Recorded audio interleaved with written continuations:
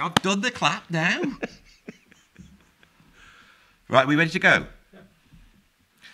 Hello, ladies and gentlemen, and welcome to this video. This is my first proper podcast, or whatever you call it when it's on YouTube. I've got proper microphones, I've got 2 cameras, and I have a proper guest as well. And not only is it just any old guest, it's my old mate, Stephen Gould. How are you, matey? Very well indeed, mate. Very well indeed. Even though a couple of days ago I thought my life had ended, but that's another story.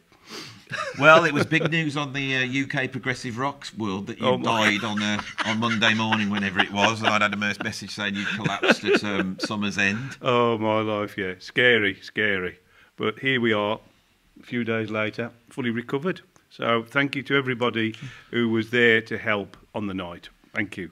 Thank you very much. Now, Mr. Stephen Gould here, you have a radio show, don't you? Yeah. Yeah. And you also run the best progressive rock festival in the UK, Fusion Fest, Absolutely. which happens every March. Yeah, yeah. But because you run the radio show, you get to hear virtually everything that's coming out. Oh, phenomenal, yeah. Well, when you consider, I mean, I've been into prog since I was 15, and I'm now 67. Did they have prog then? That was the cusp. The cusp. It was the cusp, yeah. Holst. Yeah. So, yeah, the first album I heard was Pictures and Exhibition and Fragile by Yes, and just totally blew my mind, and then just been with it ever since, really. But I do get inundated with so much music. There's not enough hours in the day, really, to listen to it all. But over the years, you tend to sort of, in some respects, get a bit blasé to it all, you know, because you just get so much music coming at you. And occasionally you'll come across an album or a band that just totally blows your mind, you know.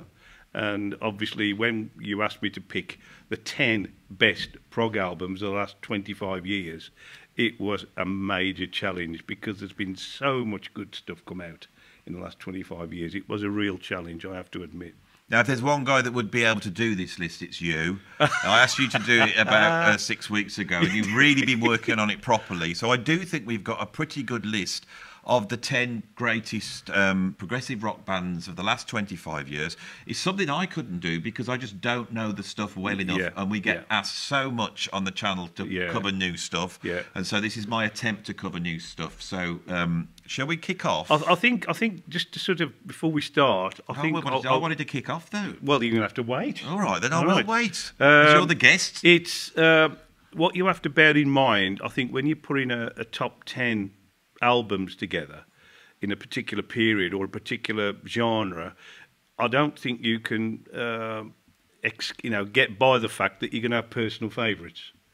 You know, that's going to come into it at some point. But we've tried to sort of balance it between what we consider to be the best and what generally is considered to be the best, you know. So it was trying to get that balance.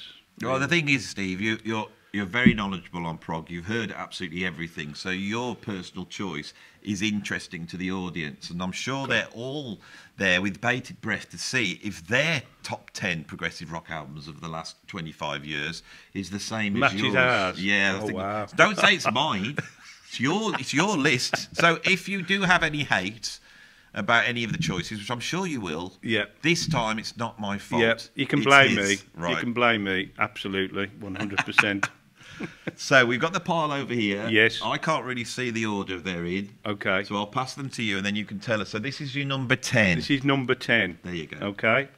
Right, we've gone with Snow, Spock's Beard, which was the last album recorded with Neil Morse before he left to become, you know, we all know how he's gone. But I don't you? How's he gone? He's found the Lord. He has found the Lord. He's found the Lord, yeah.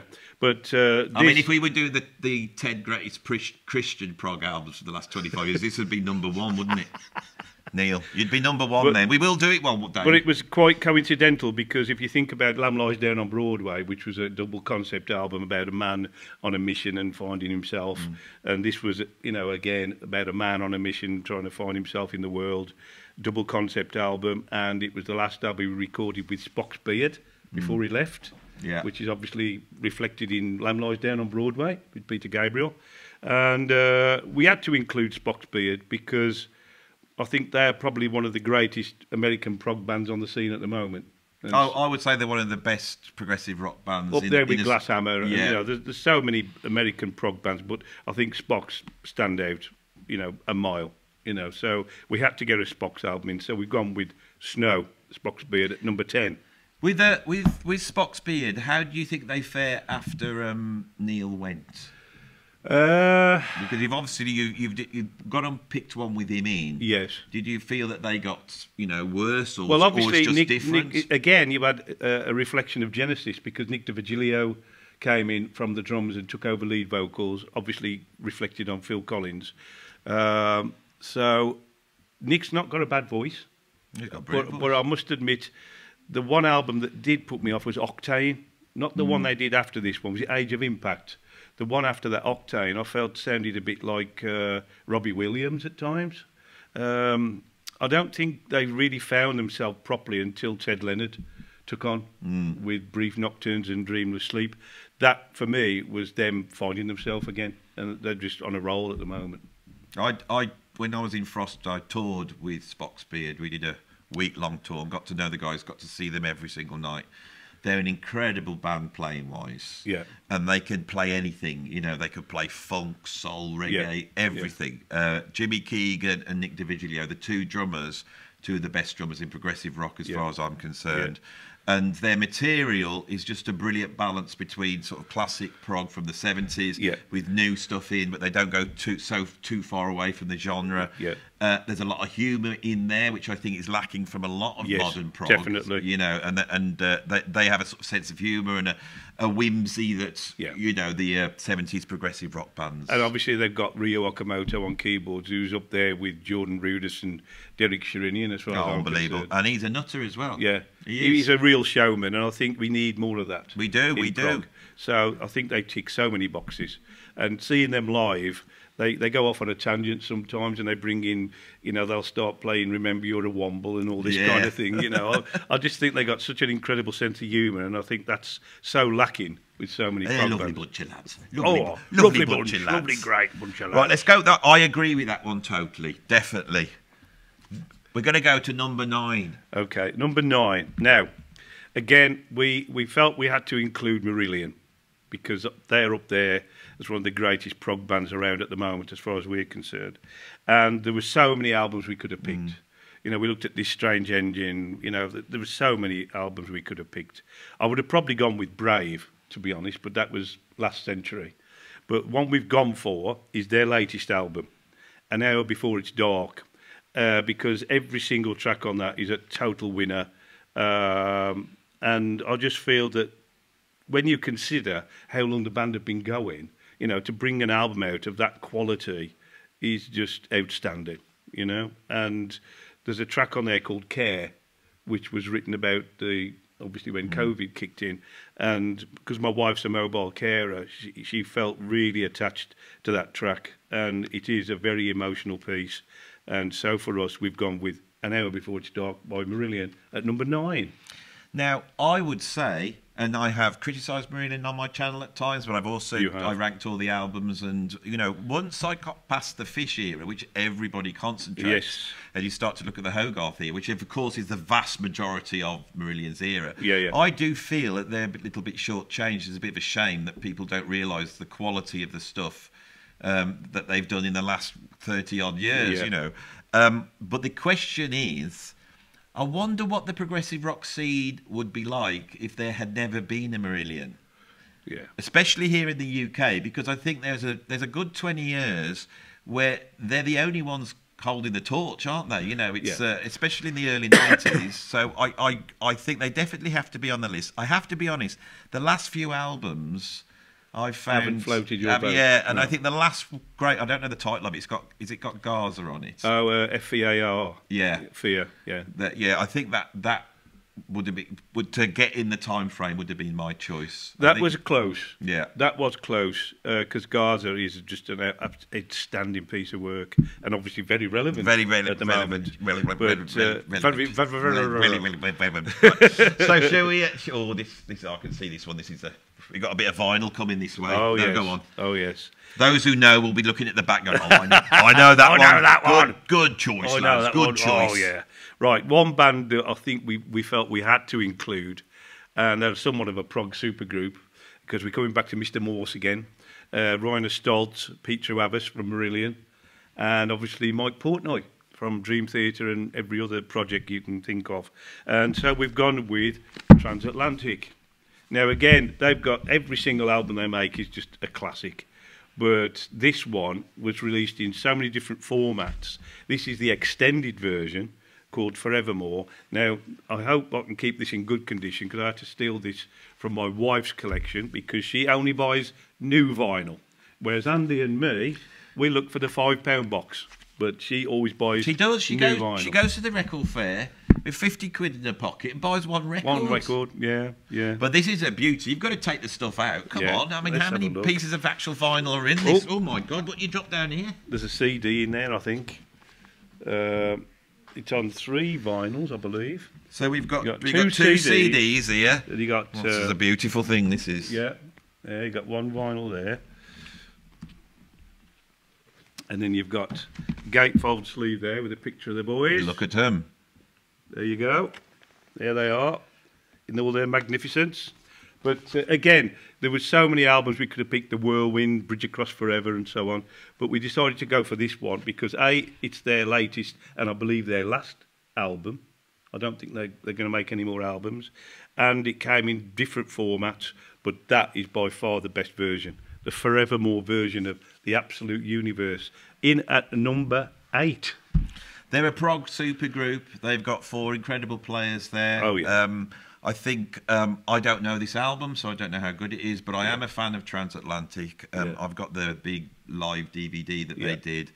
And for me, I feel that Mike Portnoy is such a force of nature for prog. Oh, yeah. For me, in Dream Theater, it never quite floats my boat. And I feel if someone said, what do you think of Mike Portnoy? I go, he's an amazing drummer, check him out in Transatlantic, because he really, I feel he's completely at home there, and I feel the drumming's a lot more natural and ebullient compared to the sort of tightness you get with that sort of prog metal approach. So. Well, obviously he's been in Sons of Apollo, Avenged Sevenfold, he played on OSI, he's played on so many albums, but obviously I think he feels more at home with that. Flying Colours. Yeah, Flying Colours, That was actually a really good album, and big thing at the time. No one talks about it. See, the one that we were thinking about, because obviously you got to take into consideration there's 4 individuals involved in that band. The one that I was thinking of was The Similitude of a Dream, which is one of Neil Morse's solo albums. That is an immense album. I must admit, I'm not too up on his God stuff, but as a musician, he's par excellence as far as I'm concerned. That bloke could write an epic in his sleep. You know, he's so prolific, so prolific. Yeah, he's one of the master progressive rock musicians of the last 30 years. Incredible. So. I agree with that one. Thank you. That should definitely be on the list. Okay. I might have picked a different translation, but I've never heard it, so I'll have a listen to it. Now you've said, I'll nick those CDs. So what you got next? Right, now this one, again, my wife's a huge Stephen Wilson and Porcupine Tree fan. Huge. And again, we felt we had to include Porcupine Tree. You do? Because I think they've played a big part in actually resurrecting the prog scene in the last 20 years. They really have. And again, they've made so many good albums, Dead Wing, In Absentia and so on. But we feel that this one, Fear of a Blank Planet, really does nail it, because that was the last album. I think they made The Incident after that, and then they went into, obviously some kind of transient state before they came back with Closure Continuation. But that, for us, is by far the best Porcupine Tree album of the last 20 years. Fear of a Blank Planet. I am in 100% agreement there. I might even have had it higher up. And I think because Steve Wilson might be making another appearance, you feel like, and this is the power of Stephen Wilson, isn't it? So I hope he's watching this one to see how much we appreciate him and love what he does. Now, I know in the early days he would probably dismiss the fact that he was involved in prog. I think he used to call it experimental art, jazz fusion, or some abstract genre. But I do feel now that he has embraced the prog genre. And he, like so many artists, he's done so much to basically bring prog to the masses over the last 20 years. You can't deny it. The thing I love about Stephen Wilson is he'll come along, he'll give give prog a good kick up the arse, without a doubt, and you feel, and I get inspired to want to be a progressive rock musician. And then once he's done that, he'll come along and then he'll start to question it and probe it, and he'll make you think about it. And that is a truly progressive thing, because really here we're talking about the genre of progressive rock. We haven't got Black Midi on here, any of that stuff, because you know, we know what we're talking about. And I think this one for Porcupine Tree, I mean, you've got Anesthetize, which is like a side-long epic if it was on vinyl. And then you've got very punchy tracks. It does everything they want to do. And with Alex Lifeson and Robert Fripp on as well. I mean, you've got to say, this is an absolutely brilliant album. That actually has been re-released on the 25th of October in a multi-disc format with a Blu-ray and bonus tracks and everything. So Lou's got her eye on that one, for sure. And what a band. We've got to say, you know, Richard Barbieri and then Colin Edwin, brilliant, one of the UK's great progressive rock bass players. And obviously Gavin Harrison. Gavin Harrison, one of the best. So, yes, that's definitely the case. Right, so see if I can guess it from the back. I've invented this new game, Progressive Rock fans. You've got to guess from the album from the back.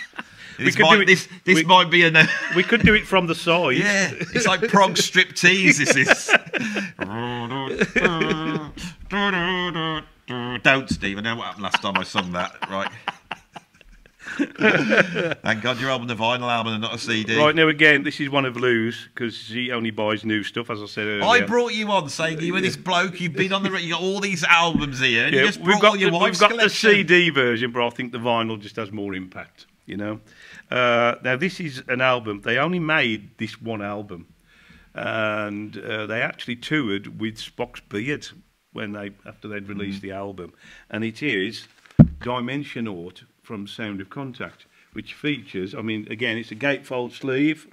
It features Dave Kersner and Simon Collins above others, and I think when they did the live, they had John Wesley, who played with Porcupine Tree on the live, so that is just a masterpiece album. They only made the one album, and Simon Collins is now pursuing a solo career, and he's now got a band called E-Molecule.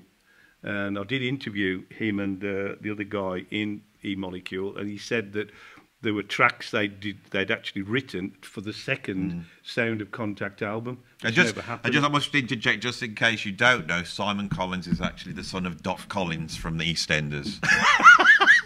And this is why it's very important.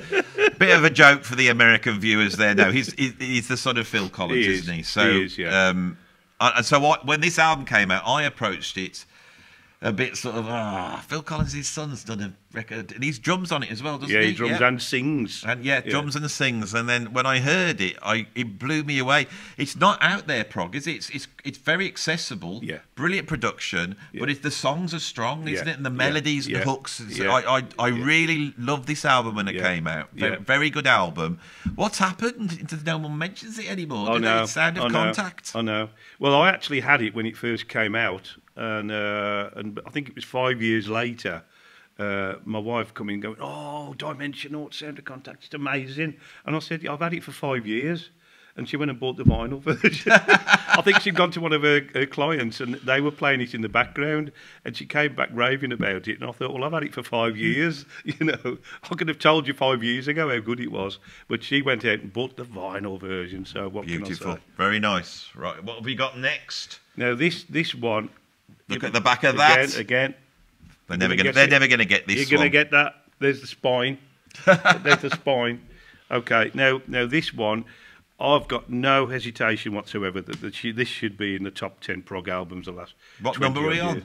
I think we're on number 6. Rob, what number are you on? You're watching. I think it's 6. 6. Yeah, this is number 6. Okay. And I can go back to this album time and time again, and I never tire of it. I just think it's an absolute prog classic, and it's Eyes of the World from Darwin's Radio.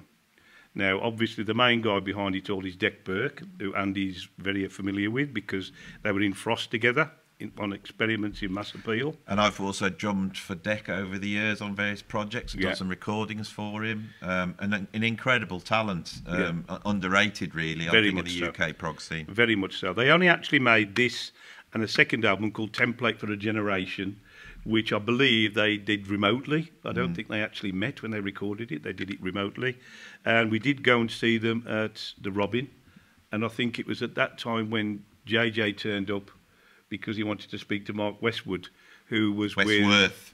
Is it Westworth? Yeah, it's not Westwood. Westworth, okay. Mark Westworth, who was the keys player on this album, because they were looking at getting him into IQ, which obviously he played on frequency with this gentleman here, and obviously Joe. Which I'm sure is going to be on this list at some point. Being one of the greatest progressive rock albums of the last 25 years. I'm just waiting. And the fact that we're getting higher and higher, I think, yes, carry on. So the story I could tell about this is that the famous story, and I probably might get this a little bit wrong, but when Jem Godfrey, who formed Frost, wanted to make a progressive rock album, because of course he was a pop producer, he went and got like 30 out CDs of modern prog bands, and he chucked out all the ones he didn't like, and then he had this thing, and I think at some point he heard this album, and then when we came to do the second album, he had this idea of actually bringing a dedicated singer, and when it was a funny one, because John Mitchell is such an incredible guitar player, and Deck comes in, and so Deck's guitar playing never got any focus on it, but Deck is also an unbelievable guitarist as well as a singer. But it's an impressive album, and it impressed us when we were in Frost. So. Yeah. Every single track just shines on this album. It really does. I don't think it's commercially available at the moment. Somebody I know was looking for it, and I found it on Discogs, and I think it cost him about £35. So I did say to Deck that he needs to look at re-releasing this, because it's an undisputed prog classic as far as I'm concerned. They should release it now, because after being on this video, I'm sure there's another 10 sales there for that album. You definitely need to add that to your collection. It's a superb it's a great album. Superb. Right, so number 4. Okay, can you get to the back? No? Spine? Okay. Right, well, one band we thought we had to include, because they are so on a roll at the moment, and I think they've totally found their feet of late. They've just finished a huge tour, probably their biggest tour ever, and every single date was sold out, and they are a force of nature. They really are. I'm talking about Big Big Train. Now, again, I could have picked so many of their albums, but we decided to go for this one. Now, believe it or not, although this is a new one, this is actually my copy. Because my good friend Martin Walters bought me this for my birthday a couple of years ago. But Martin was the guy I had to phone up Monday morning to see if he was still alive. We were very upset. I know. I'd just like to add a bit of drama into the prog world now and again. But no, there were so many albums we could have picked by Big Big Train, but I wanted to include this one because every track, again, shines, and it was the first album to feature the much-missed David Longdon. So, again, I thought we had to include that. We had to. So, Big Big Train, The Underfull Yard, at number... 4? Yeah, at number 4, yeah. And what a show about David Longdon. Tragic. What a shock. What a lovely, incredible singer. Yeah. Multi-instrumentalist. And a lovely guy. The one story I will tell about him, because I do want to talk about him a little bit on this video, was me and Rob, who is filming this, we were involved in the filming of Spectral Mornings by Steve Hackett, the video that they with did Christina with Christina and David singing. Yeah. And the way you film a video is you come in, you've got a great big PA, you blast the track through the PA, and then they mime along. So we get there. So David's miming, but he's actually singing. But he's not plugged in, it's a fake mic, he's pretending. And me and Robert sat at the back, and at the back of the room, over the PA, you could hear David's voice. It's incredible. Wow. It's such a shame, and I don't know. Every time I think about it now, you know, I didn't know him well, but I'd bumped into him. He didn't talk about doing, you know, he maybe done something together, and he was saying, "I'll pop over and see you," just before he died. I mean, the last time I saw him was at backstage at Cropredy. Yeah. It's a real shock, you know. But they've kept going, which I think is what David would have wanted. Yeah. The new guy is very good. You went to see him the other day. Yeah. I mean, I did interview Alberto and Ricard when they played Newport in Wales the other week, And I actually, one of the questions I asked was, at some point after David had passed, was it ever a consideration to actually call it a day? And they said it was. It was very close to that. But they felt that they just needed to carry on, basically to honour his memory, I think, in some respect. Plus the fact they're all incredible musicians, all multi-instrumentalists. Alberto, when we saw him live, he was playing the drums, keyboards, guitar and singing, you know, and you've got 5-part vocal harmony.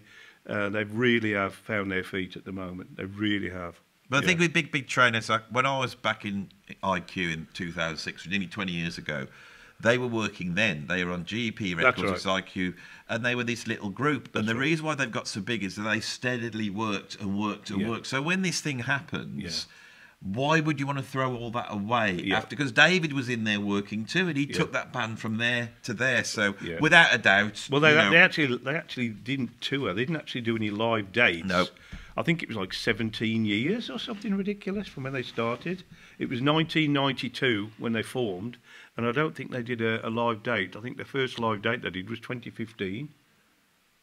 Yeah. And that's how you've got to do it, because you've got to work within your means as a progressive rock band. And if you do that, and you're very good, and I think the thing with them is that I always talk about this thing about the English aesthetic, and I think it's missing from a lot of modern prog, but they have it in bucket loads. You know, it's as soon as you put that record on, you not only you feel that sort of English industrial history, but you also feel like there's little hedgerows, and you feel that all of that stuff's in it, and that's what I really like about it. They really do conjure up the the feel of England. They do in the past. They do. Yeah, but incredible album. Right, here's number 3 then.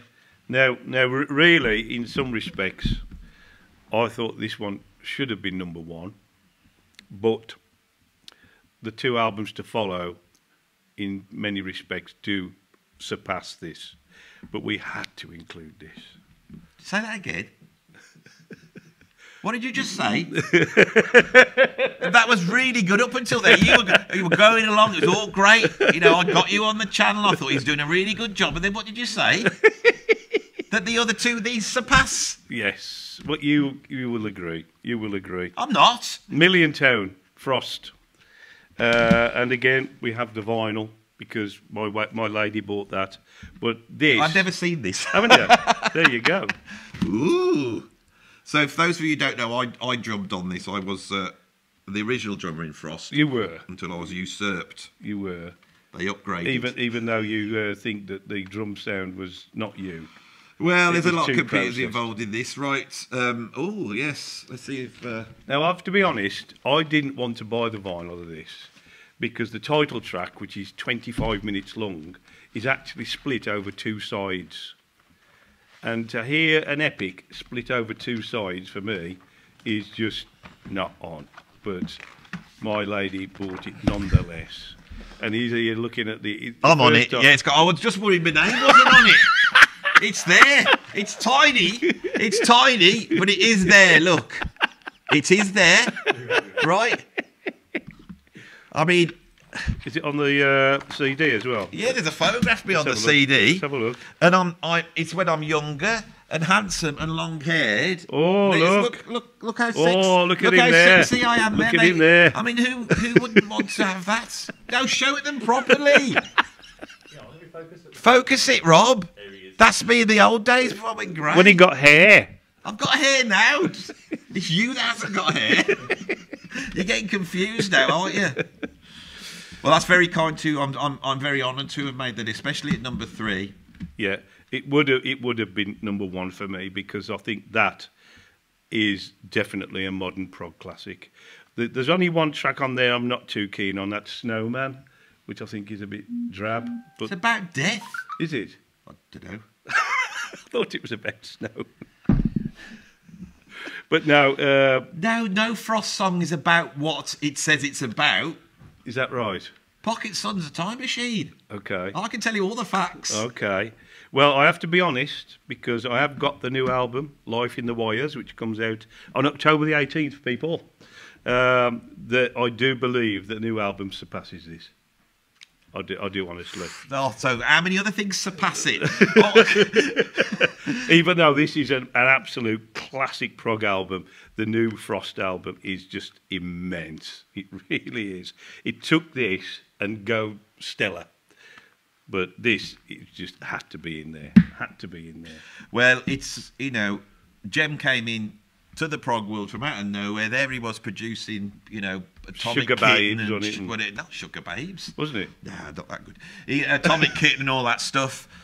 And he decides to make this progressive rock album, and you know what he did on it is incredible. And I felt honoured to be involved with it, because when I heard it, I heard Black Light Machine. He emailed me over, you know, like an MP3 of it. Oh, and really? I went, oh my God, this changes prog. Yeah. You know, so I can't take any credit for it. So I think you're right. Yeah. It's a brilliant album, and I then felt over the last few albums they've been exploring all sorts of different avenues, Yes. but with this new one, they seem to have returned to the Million Town sound Yes, more than they any have. other time, Yeah. and I think it's brilliant. And I think I wish him all the best with it, and hopefully Jem may come on the channel and I do would an say he interview. He did promise it me the other day. I'd say he will. Yeah. I'd say he's every good chance.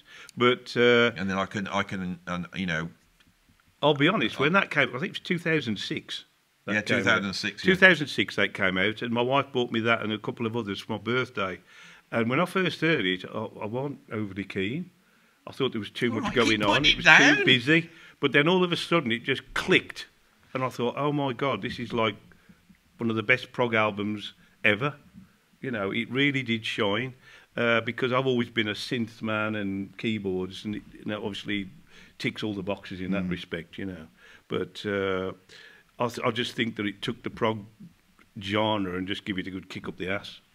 Well, the thing is, John Jowett's a good mate of mine. You know, Jem said he'd come on the channel. You're a big fan of it. It might be worth doing a sort of get-together, see if John Mitchell will come on and do a sort of Million Town remembrance. I mean, because it's 18 years. I can't believe it. Yeah. March the 6th, 2006, I went down to John Mitchell's studio to record the drums. Was it really? Yeah, I remember it well, Wow. because on the way home, they shut the road off and I was stuck in a queue for about 9 hours. Oh my God. Oh, we know, right, so So we're on to the last two. brilliant now, guys. album, yes, I agree. But apparently there's better albums. There's 2 better albums, apparently. So here we go. Number 2. Number 2. Right, can you guess it from the spine? Probably not. Okay. Now, we've already mentioned Porcupine Tree and Mr. Wilson. And some would say that this is his best album ever. It's a concept album it was based on the story of a lady called, I think, Do you want to tell them this? It's depressing. Joyce Vincent. It's a depressing story, They this found is. her, didn't they, in her flat. She'd gone missing for years, and they found her in a flat, and she'd literally just wasted away.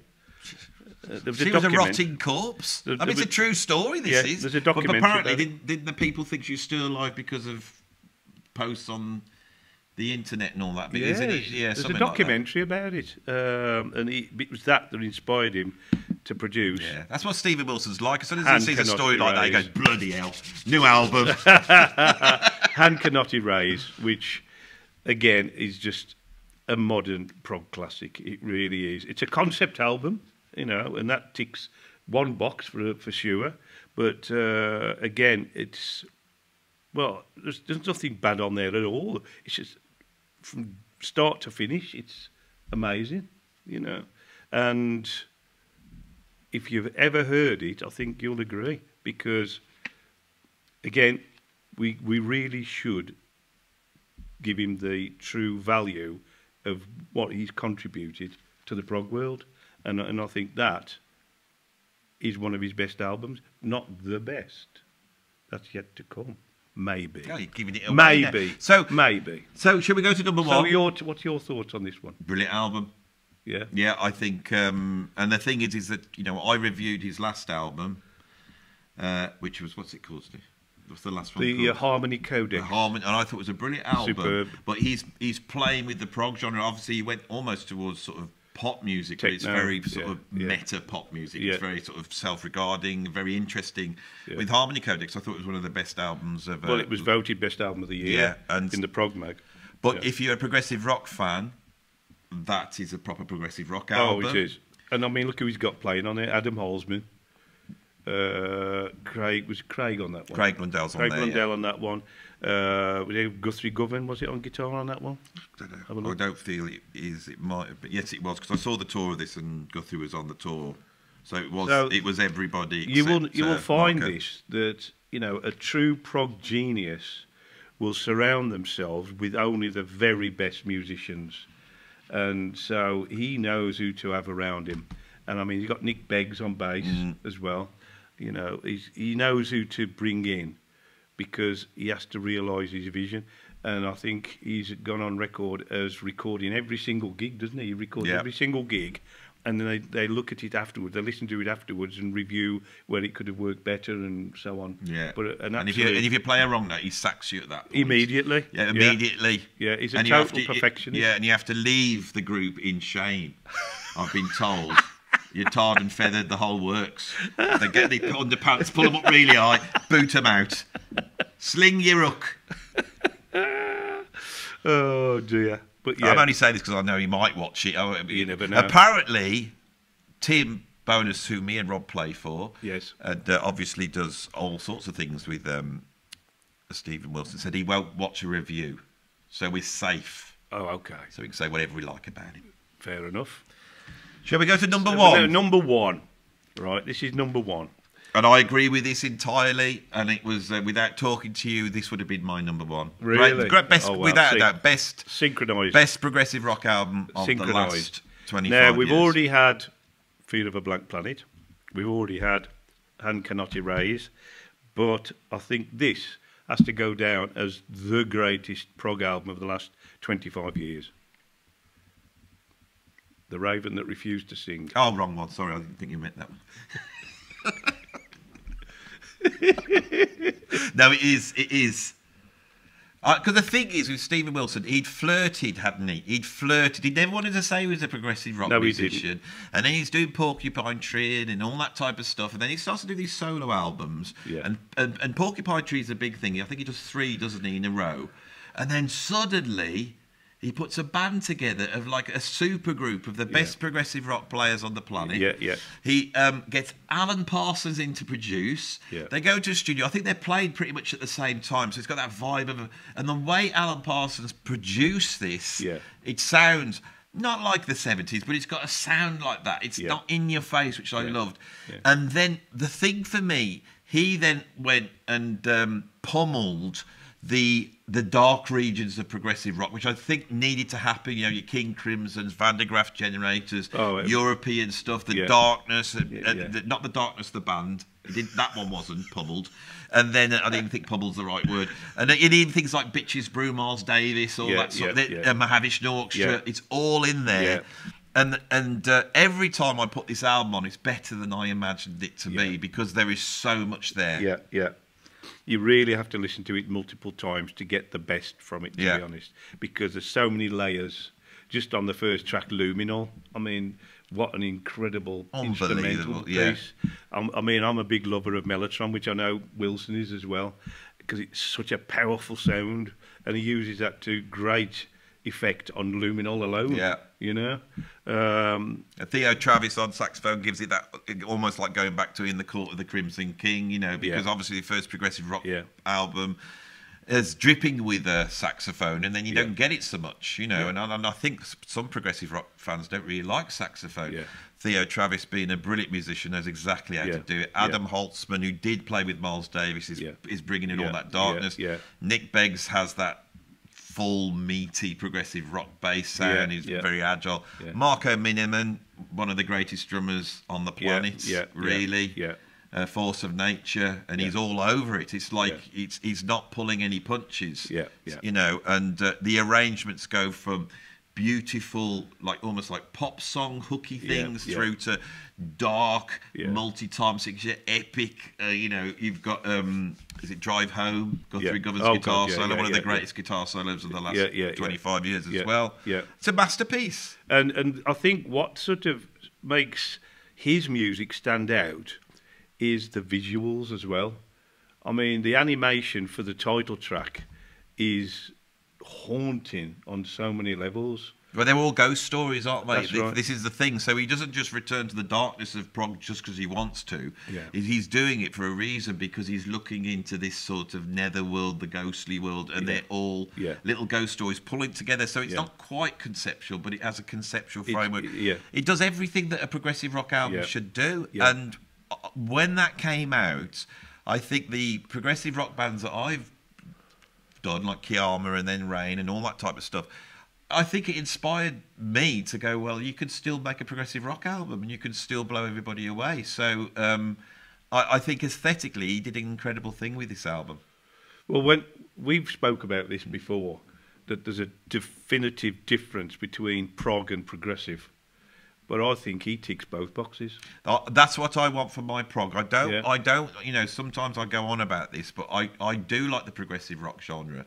But within that, you just want a little bit of an edge, don't you? Yeah. And that's got a lot of edge, you know. Yeah, but if you, like you say, you mentioned his earlier albums like To the Bone and Future Bites, which totally went off on a tangent. And I think when To the Bone came out in the Prog magazine, it was voted in the top 10 albums of the year. It was also voted in the top most disappointing things of the year. And I think, you know, to have that, you know, such a diverse difference between brilliance and not brilliant, you know, he just totally and utterly goes down the middle. And I think when you get to a certain point, and you as a musician could probably, you know, relate to this, that I've got so much admiration for a band or an artist who achieves a certain level and then decide to just go off on a tangent, you know, totally different, and just really just blows everybody away. I mean, I'm not a big fan of Linkin Park. My wife's a huge fan of Linkin Park, but their last album they did was totally different to their previous work, and it alienated a lot of fans, like Opeth. You know, they went from this growly death metal to a more prog orientation, and again it pissed off a lot of fans. You know, I think Pale Communion would have made my list. I think that's a fantastic album. Yeah, that when I heard that sounded very fresh. Yeah. And I think it's because of Opeth going from that metal thing and then taking that aesthetic and then putting it back into the prog. And they're bringing it back with the new album apparently. But like I say, it was so difficult to pick 10 definitive albums. You know better than anybody. Anybody You know. who doubts your choices here. I mean, I've had to take. You will get a letter from me. I mean, you know, this year when I have to vote on the biggest prog disappointment in Prog magazine, it will be only coming in at number 3 on your list. So you know, that's the way it is. But we have to live with these things, don't we? You have to live with these things. I mean, I said to you privately that I expected to be number 1, and anyway, we'll just move on, shall we? Yeah. Now, we have got to the end. That's the list. So this is the greatest progressive rock album of recent times. Stephen Wilson is the man. Yes. Isn't he? He is the man. He's totally revolutionised what prog's all about, I think. Because I think it needed that. You know, it really did need that. You know. But we've got some more treats because you couldn't choose. You brought some of the ones that you nearly I think put on the they list. should have been on there, but didn't quite make it. But they deserve an honorary mention. Let's have some honorary mentions then. Right, now you have to excuse the scrawl all over it. But the second Southern Empire album, Civilization, is again an incredible album. There's only 4 tracks on it, but again, everything about this album. There's the band. Okay. The lineup's changed now because Daniel Lepresto's left, but the new album, I feel, is very good, but it don't quite match that. That, for me, was a superb album, Civilization. One of the albums of the year when it came out. Superb. Never heard it, don't know anything about it. Okay.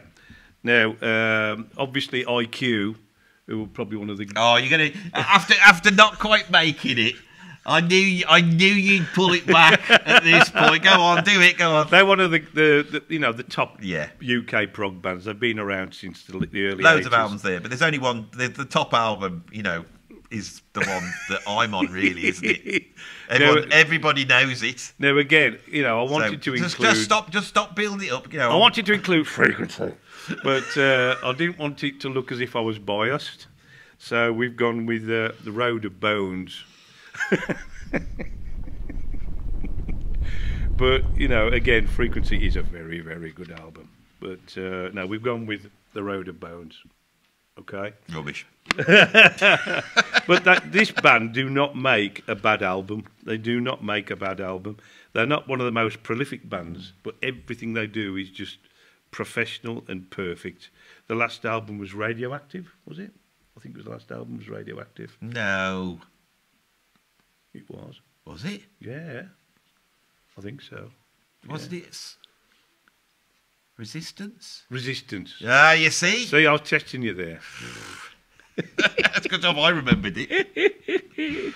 People don't realise that when you're in a band and you leave the band, it's always best not to listen to the albums after you've left, because it has a strange effect on you. So I have got this album, and I have listened to it twice when it came out, and it is a great album.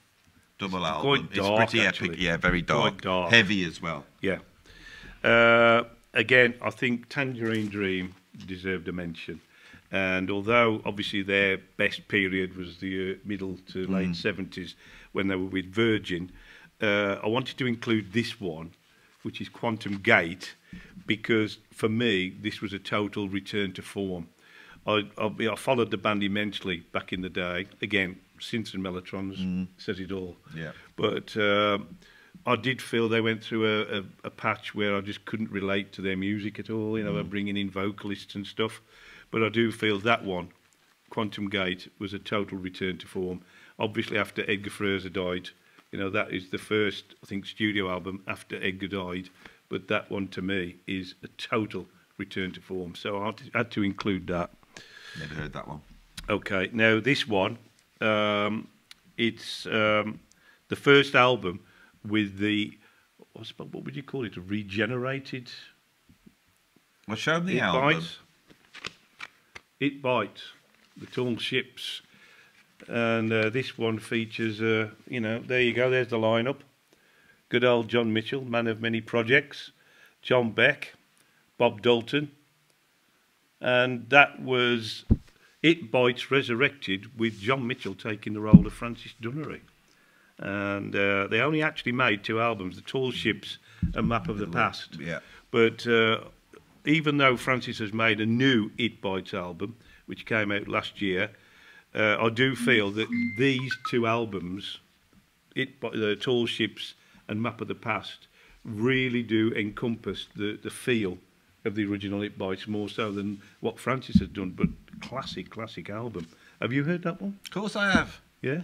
Because when I was in Frost, that was happening, you see, so I can remember the album being made, and I remember all the thing about it, and then when it came out I went to see it live, and I've got the album, and I think it's a very difficult one to judge, because obviously It Bites a loved band, they're a very important band in terms of, you know, 80s progressive rock, you could say, and they are their own thing, and Francis Dunnery is so important. So when John Mitchell stepped into those shoes, really it should have gone horribly wrong, and it didn't. He pulled it off, and it's a brilliant album. But I feel that if that had maybe a different name, now we might be talking about it we will be evaluating it differently. Yeah. Because I think this will always be compared to the original It Bites. Now, John Mitchell did this out of the love of that band and love of those musicians, and being a pure fan, you know, and it was a dream come true for him to do it. Well, it was actually because of Keno, wasn't it? Because he had Keno, which was Chris Maitland, Peter Harris,